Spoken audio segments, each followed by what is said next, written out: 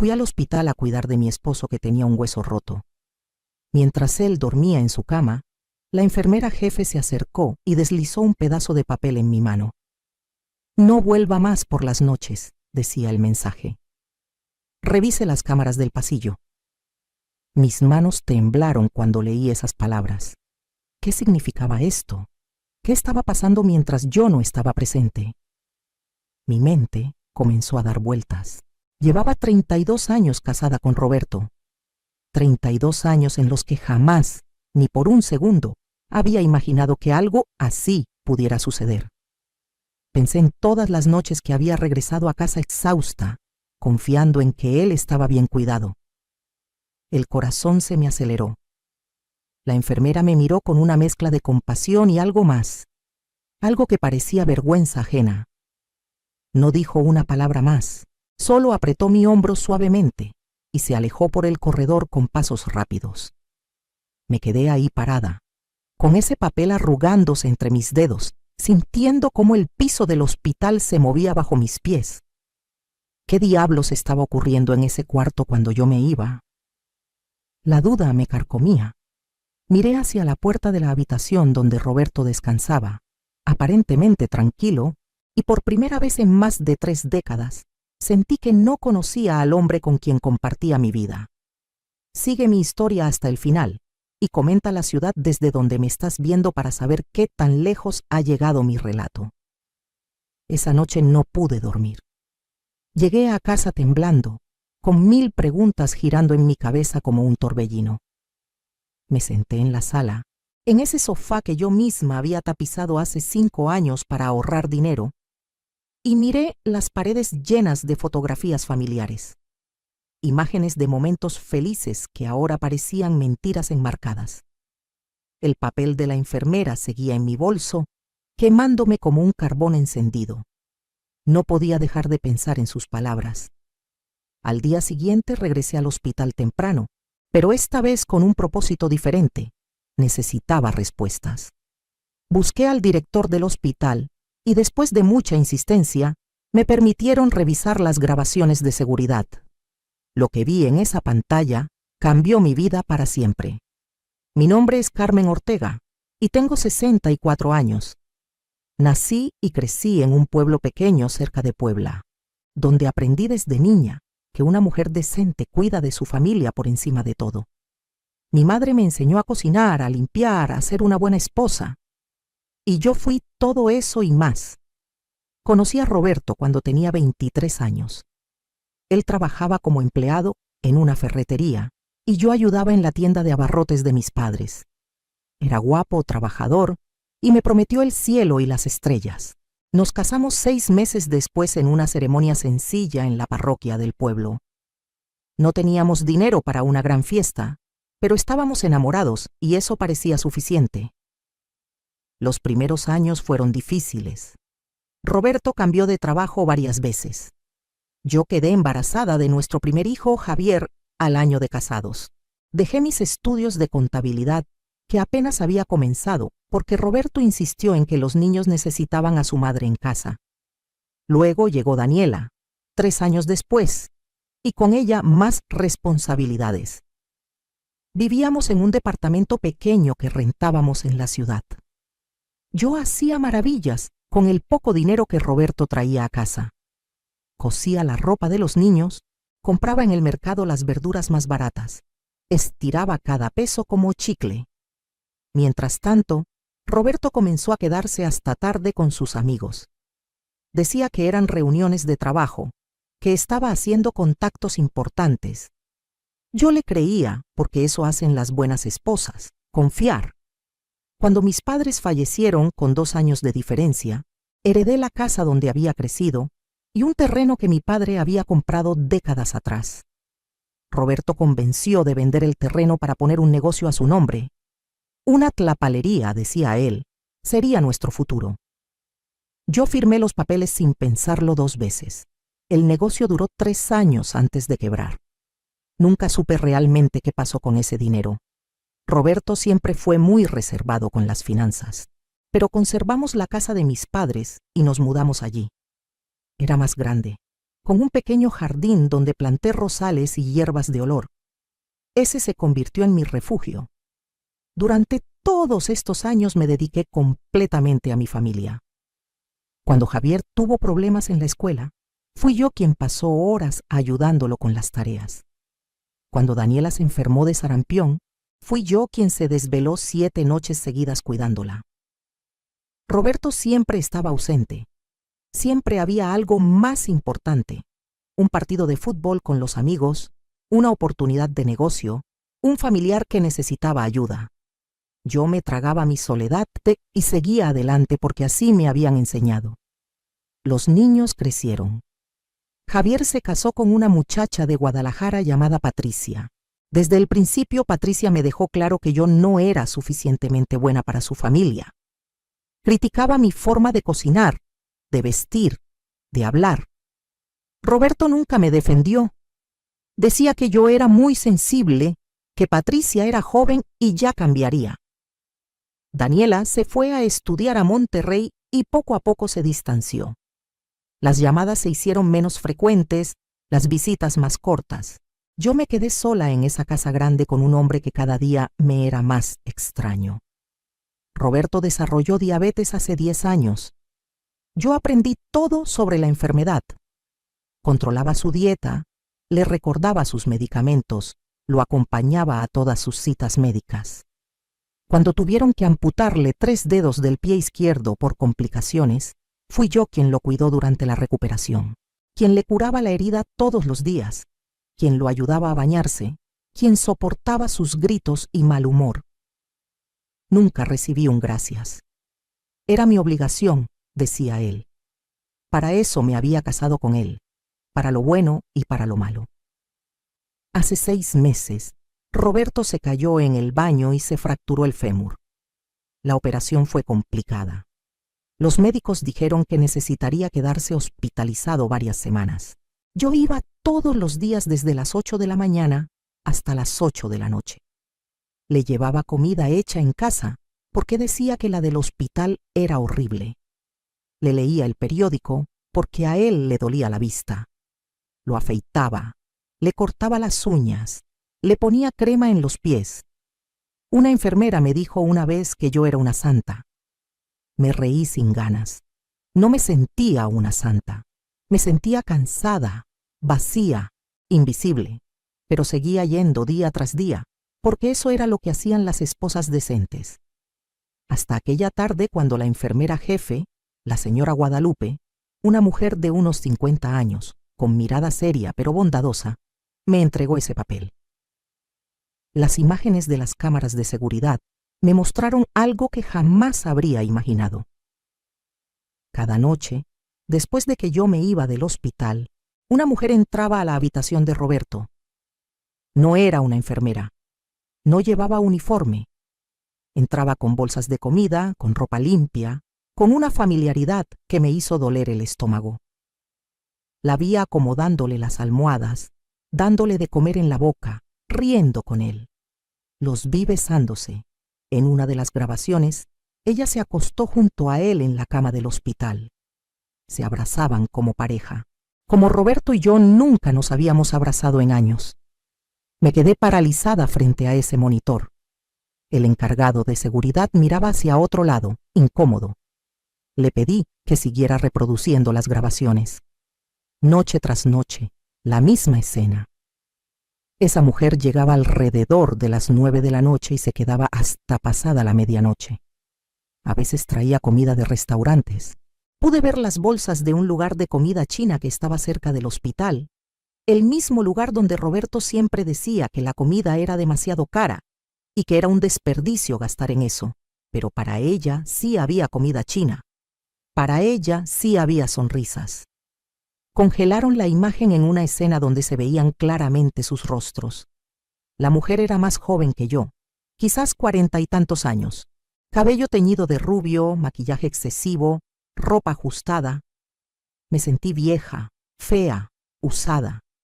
Le pedí al encargado que me hiciera copias de las grabaciones.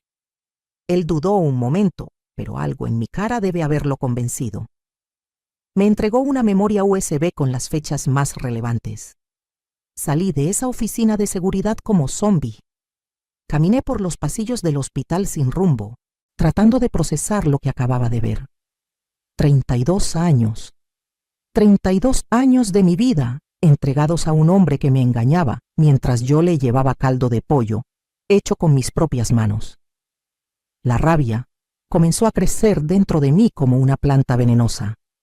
Pero junto con la rabia vino algo más, algo frío y calculador. Una claridad mental que nunca antes había experimentado.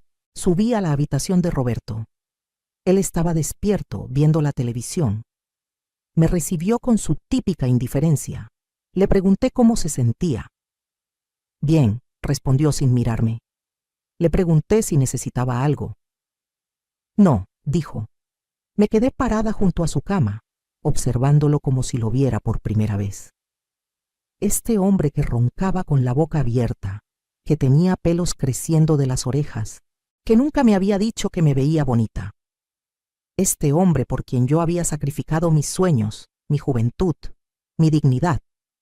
Y él ni siquiera podía mirarme a los ojos. Esa noche no volví a casa. Me fui directamente a casa de mi prima Leticia, la única persona en el mundo en quien confiaba plenamente. Leticia era 5 años mayor que yo, y siempre había sido la rebelde de la familia. Se había divorciado de su primer esposo cuando el divorcio todavía era un escándalo en nuestra familia. Había levantado a sus 3 hijos sola, trabajando como maestra. Ahora estaba jubilada y vivía tranquila en un departamento pequeño pero acogedor. Le conté todo. Le mostré los videos.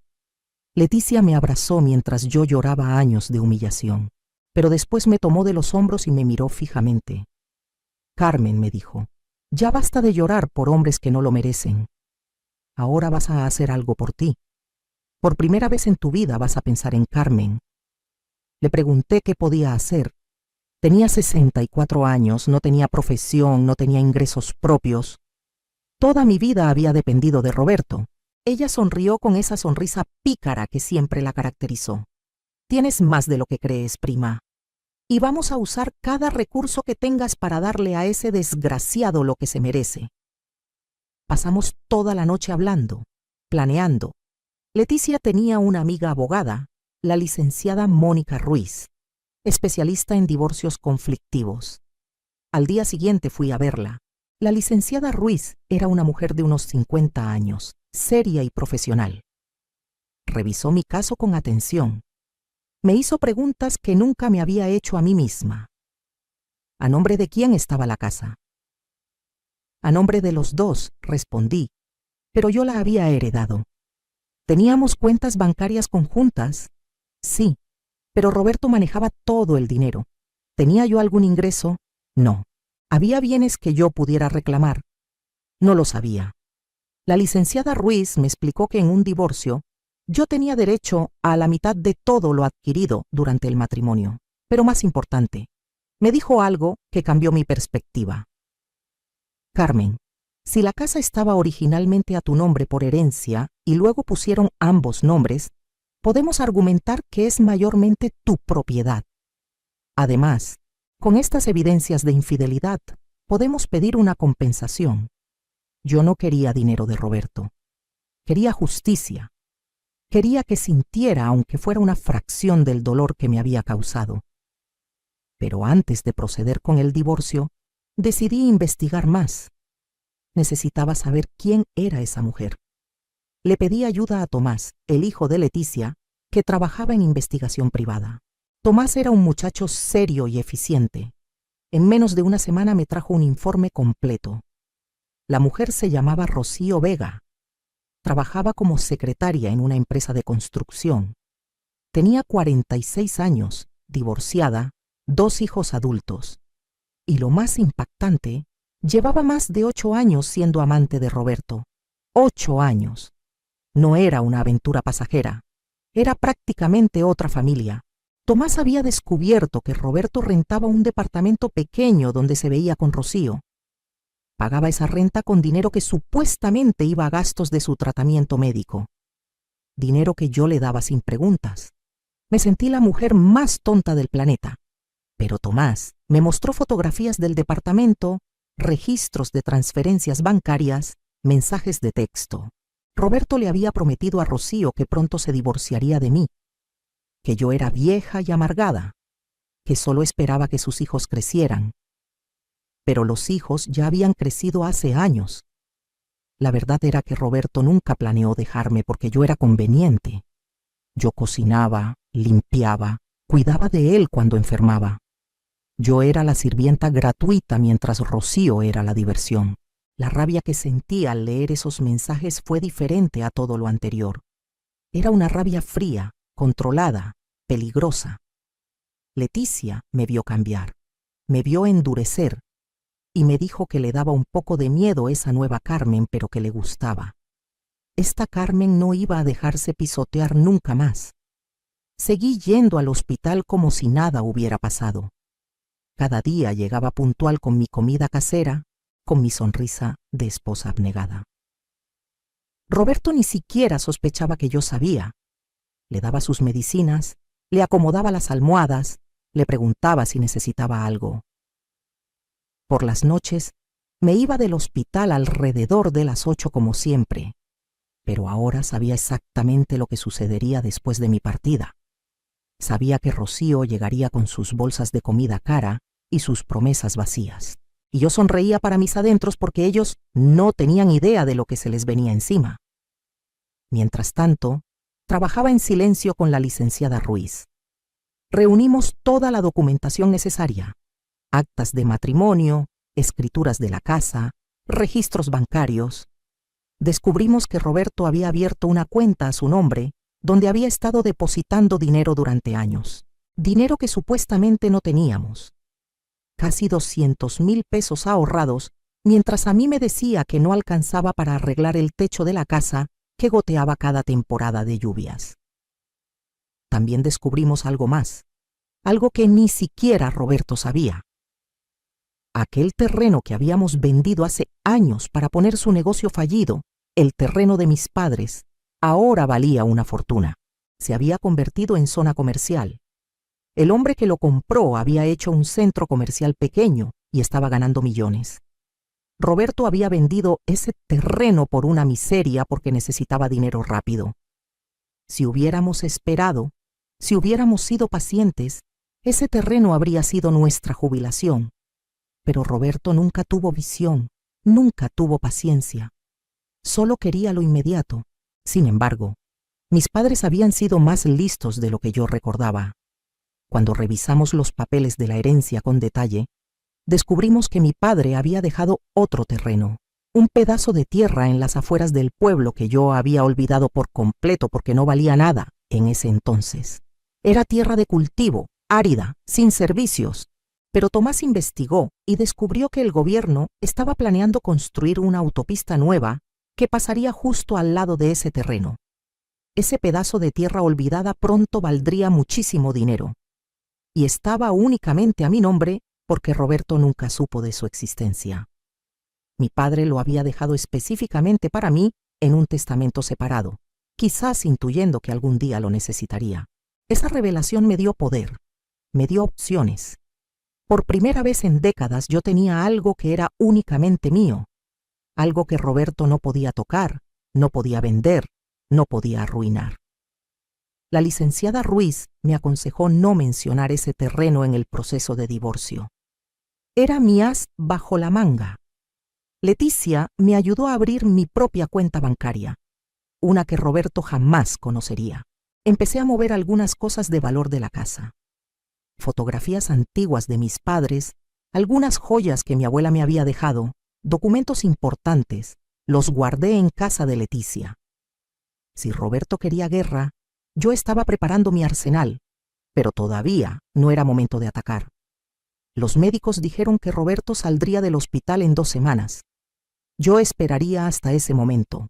Tenía un plan y necesitaba ejecutarlo perfectamente. Mientras tanto, practiqué mi actuación. Cada día me convertía en la esposa perfecta. Incluso Patricia, mi nuera, comentó que me veía especialmente dedicada. Si ella supiera que cada sonrisa mía era un cuchillo afilándose. Una tarde, Mientras le daba de comer gelatina a Roberto, me preguntó si me pasaba algo. Me veía diferente, dijo. Le sonreí dulcemente y le dije que solo estaba cansada, que cuidarlo era agotador a mi edad. Él ni siquiera se disculpó. Solo asintió como si fuera obvio que yo estaba ahí para servirle. Le di otra cucharada de gelatina y pensé en Rocío haciendo exactamente lo mismo pocas horas después. 2 mujeres alimentando al mismo hombre inútil. Qué patético. Llamé a mis hijos para contarles que su padre pronto saldría del hospital. Javier apenas mostró interés. Estaba ocupado con su trabajo y con complacer a Patricia. Daniela prometió venir de visita pronto, pero yo sabía que era mentira. Mis hijos se habían convertido en extraños educados que cumplían con llamadas obligatorias en fechas importantes. Me dolió darme cuenta de que tampoco los culpaba. Yo les había enseñado que estaba bien usar a las personas, porque yo había permitido que me usaran toda la vida. Pero eso estaba por cambiar. La nueva Carmen no iba a permitir que nadie más la pisoteara. Ni Roberto, ni sus hijos, ni nadie. Faltaban 3 días para que Roberto saliera del hospital cuando decidí hacer mi movimiento. Llegué esa mañana más temprano que nunca. Roberto todavía dormía. Me senté junto a su cama y lo observé. Los años habían sido crueles con él. La diabetes, el sobrepeso, la vida sedentaria. Ya no era el hombre guapo del que me había enamorado. Era un hombre amargado, enfermo, egoísta. Y yo había desperdiciado mi vida cuidando de él. Cuando despertó le sonreí.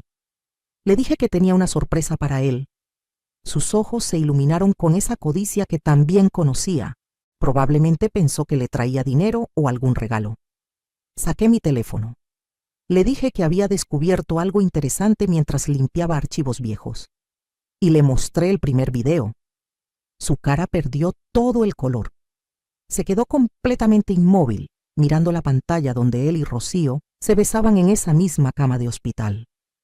Intentó quitarme el teléfono, pero no podía moverse bien por la fractura. Le aparté la mano con calma. Todavía no hemos terminado, le dije con una voz que no reconocí como mía. Tengo horas de esto, Roberto. Horas de ti y tu amiguita jugando a ser pareja mientras yo me rompía el lomo cuidándote. Intentó balbucear una explicación. Intentó decir que no era lo que parecía. Me reí en su cara. Una risa dura, sin humor. No me insultes más la inteligencia, le dije. Sé todo. Sé del departamento que rentas. Sé de los 8 años de engaños. Sé del dinero que has escondido. Sé que le prometiste a esa mujer que te divorciarías de mí. ¿Y sabes qué es lo más triste de todo, Roberto? Que me da exactamente igual. Se quedó callado, en shock.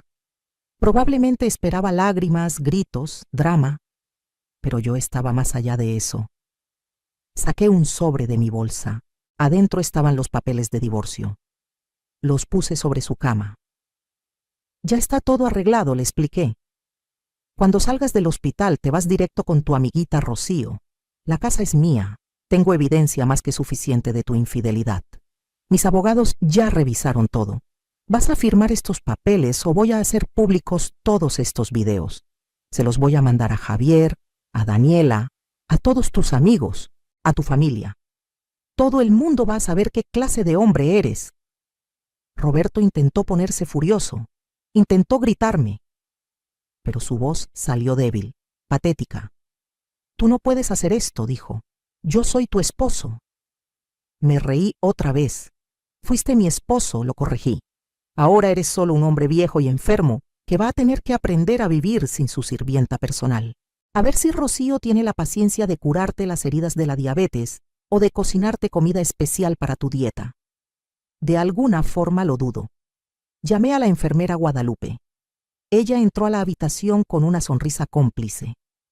Le pedí que fuera testigo de que le había entregado los papeles a Roberto. Ella asintió y firmó un documento que mi abogada había preparado. Roberto miraba todo como si estuviera en una pesadilla. Intentó apelar a mis sentimientos. Carmen, por favor, susurró. 32 años juntos. Nuestros hijos. Nuestra familia. Lo interrumpí. No hables de familia. No después de todo. Tuviste 32 años para valorarme y elegiste no hacerlo. Ahora vas a vivir con las consecuencias. Y por cierto, le dije, mientras me levantaba para irme, espero que Rocío sepa cocinar porque con el dinero que te va a quedar después del divorcio, no van a poder comer mucho en restaurantes. Salí de esa habitación con la cabeza en alto. La enfermera Guadalupe me alcanzó en el pasillo. Me abrazó. Usted hizo lo correcto, señora Carmen, me dijo. Llevo 30 años trabajando aquí y he visto demasiadas mujeres como usted siendo engañadas por hombres que no las merecen. Me alegra que una finalmente se defienda. Sus palabras me hicieron llorar, pero no de tristeza. Eran lágrimas de liberación. Lloré por todos los años perdidos, pero también lloré de alivio porque finalmente se habían acabado. No volví al hospital. Le mandé un mensaje de texto a Roberto diciéndole que arreglara su propia salida, que llamara a Rocío. Seguramente ella estaría encantada de ayudar. Bloqueé su número. Bloqueé todo contacto con él. Leticia y Tomás me ayudaron a cambiar las cerraduras de la casa esa misma tarde. También instalamos cámaras de seguridad por si Roberto intentaba algo. Javier me llamó furioso 2 días después. Patricia había convencido a Roberto de llamarlos llorando, haciéndose la víctima. Según la versión de Roberto, yo me había vuelto loca, que lo había abandonado en el hospital, que estaba inventando historias de infidelidades que nunca existieron. Javier me gritó por teléfono. Me dijo que era una mala esposa, que cómo podía hacerle eso a su padre enfermo. No lo dejé terminar. Le mandé los videos por correo electrónico, todos. Le dije que viera todo antes de volver a llamarme, y colgué.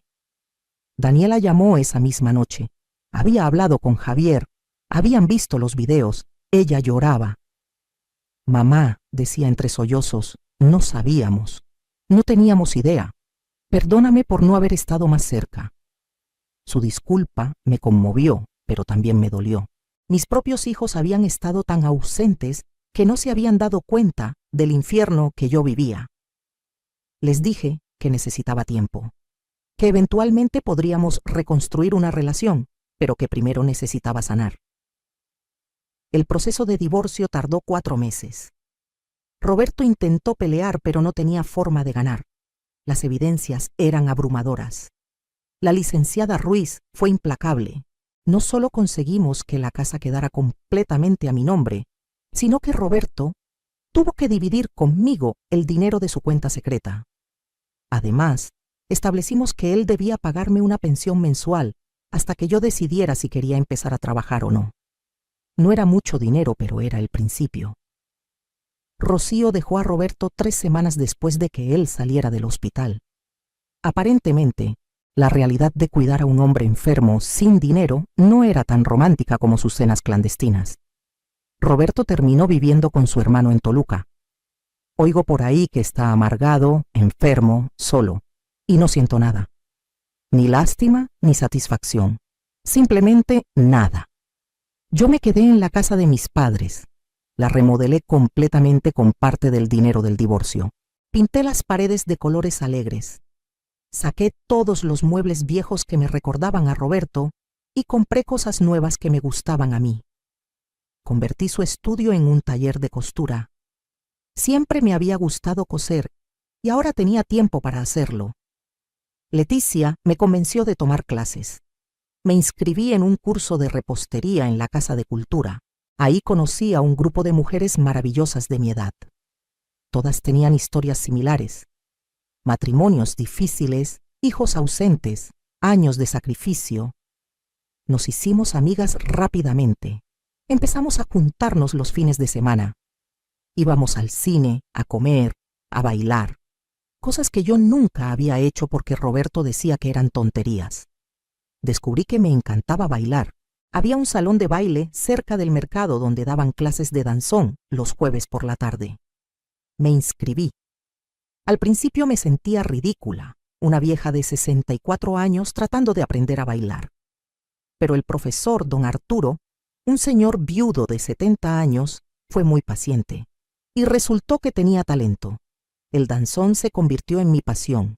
Cada jueves esperaba con ansias mi clase. Don Arturo y yo nos hicimos amigos. Él también había pasado por un matrimonio difícil antes de que su esposa falleciera. Nos entendíamos. Tomábamos café después de las clases y hablábamos de la vida. No había presión, no había expectativas. Solo dos personas disfrutando de compañía mutua. Y eso era refrescante. El terreno que había heredado de mi padre finalmente se vendió.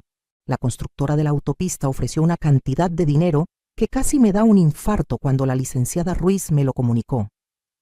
2 millones de pesos.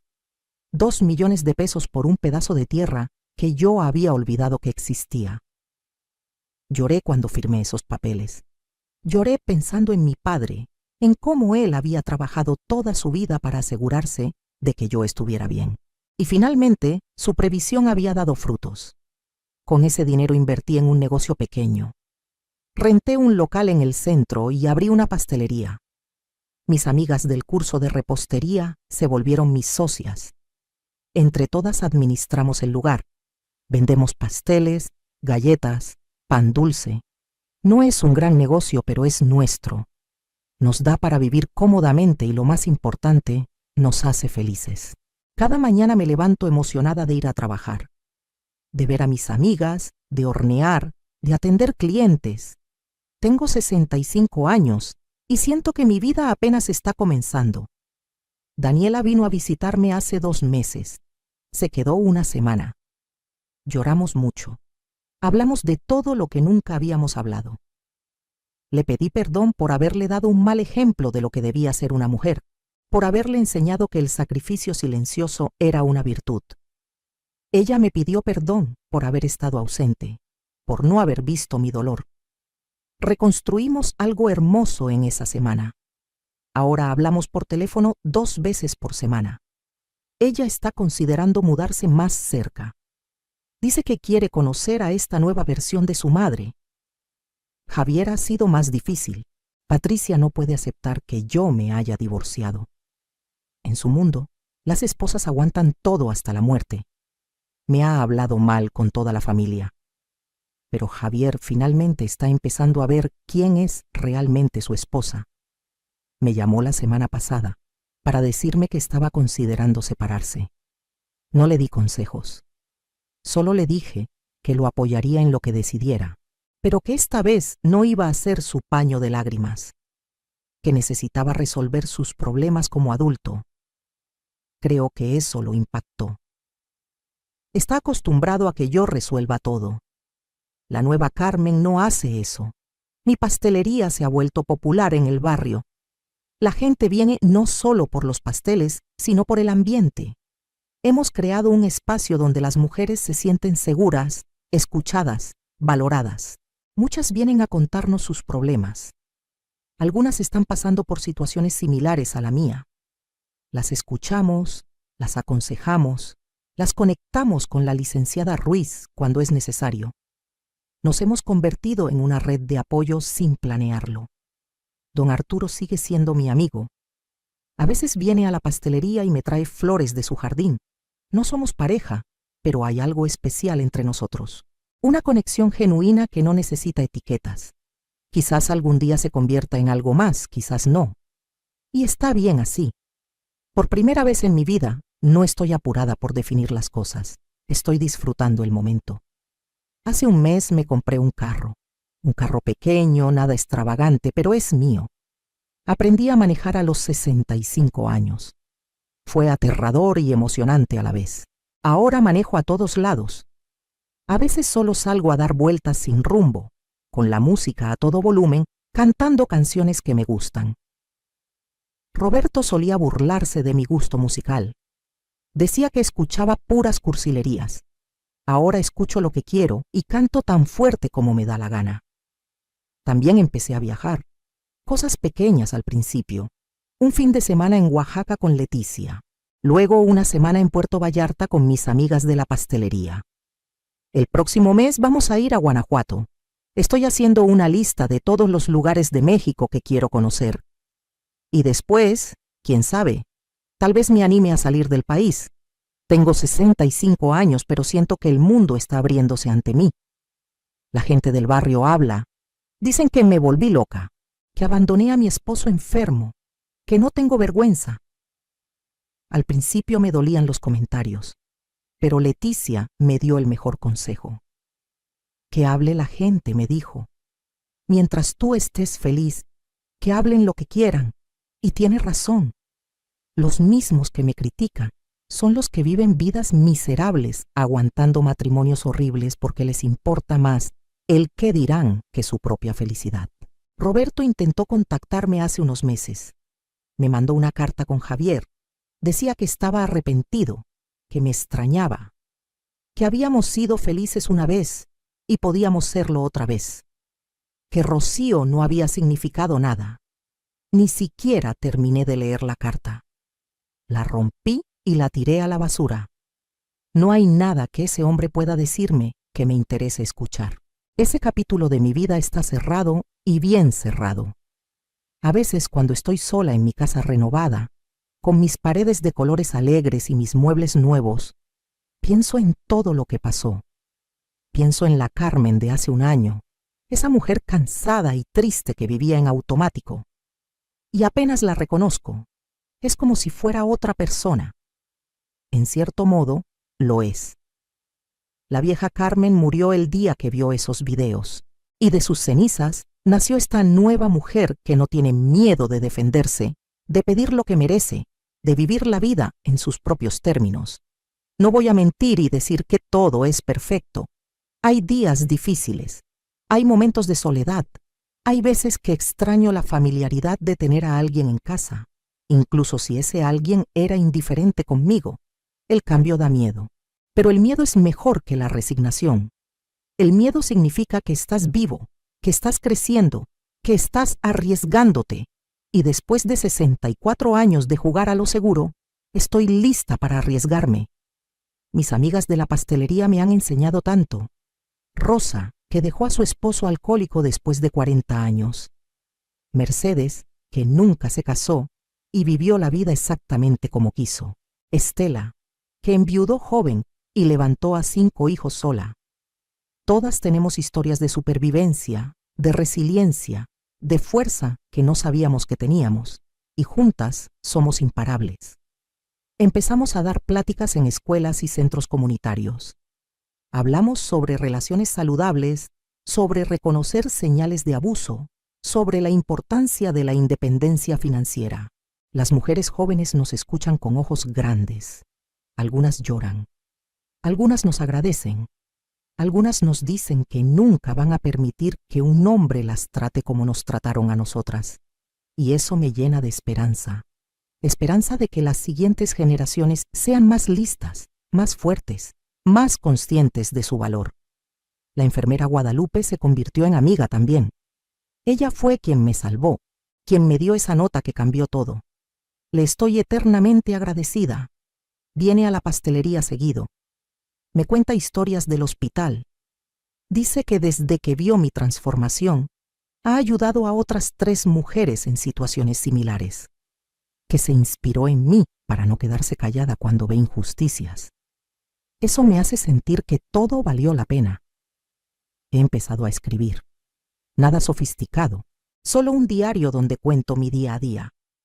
Pero la licenciada Ruiz me dijo que debería pensar en escribir mi historia completa, que podría ayudar a otras mujeres. Estoy considerándolo. No me considero escritora, pero si mi historia puede inspirar, aunque sea a una mujer, a defenderse, a valorarse, a salir de una situación tóxica, entonces vale la pena intentarlo. Don Arturo me invitó a conocer a su familia el mes pasado. Sus hijos, sus nietos. Estaba nerviosa, pero todos fueron muy amables. Su hija me abrazó y me dijo que hacía mucho no veía a su padre tan feliz, que yo le había devuelto las ganas de vivir. No supe qué responder. Yo pensaba que era él quien me había ayudado a mí, mostrándome que podía haber compañía sin complicaciones, afecto sin condiciones. Mi jardín está más hermoso que nunca. Planté nuevas flores. Puse una banca bajo el árbol de ciruelas. A veces me siento ahí en las tardes con una taza de té y simplemente disfruto el silencio.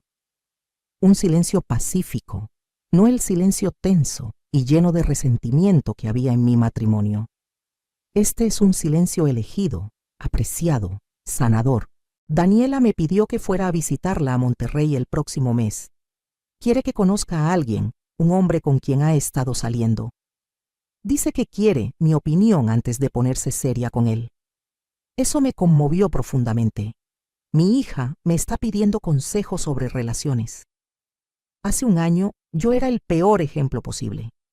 Ahora, de alguna forma, me he convertido en alguien cuya opinión vale. Voy a ir. Voy a conocer a ese hombre y voy a asegurarme de que trate a mi hija como una reina. Porque eso es lo que merece. Eso es lo que todas merecemos. La pastelería está yendo tan bien que estamos considerando abrir una segunda sucursal. Es emocionante y aterrador al mismo tiempo. Nunca me había visto como mujer de negocios, pero resulta que soy buena para esto.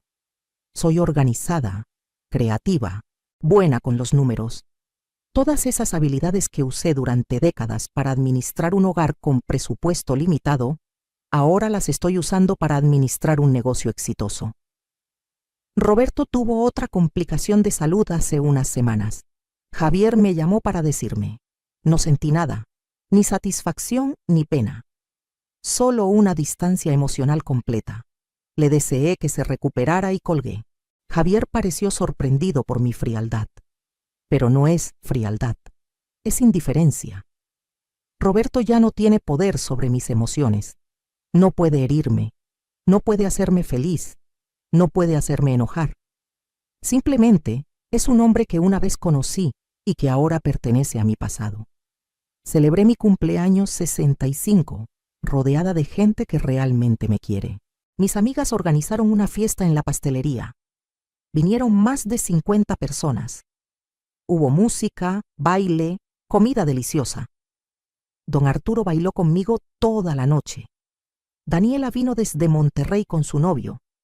Hasta Javier apareció, solo, sin Patricia. Me abrazó y me susurró al oído que estaba orgulloso de mí, que había sido egoísta y ciego, pero que ahora entendía. Lloramos juntos, fue catártico. Esa noche, cuando todos se fueron y me quedé sola limpiando la pastelería con mis socias, Rosa me preguntó si alguna vez me arrepentía de haberme divorciado. La miré sorprendida. Jamás le respondí sin dudarlo. Ni un solo día me he arrepentido. Debía haberlo hecho años antes. Todas asintieron.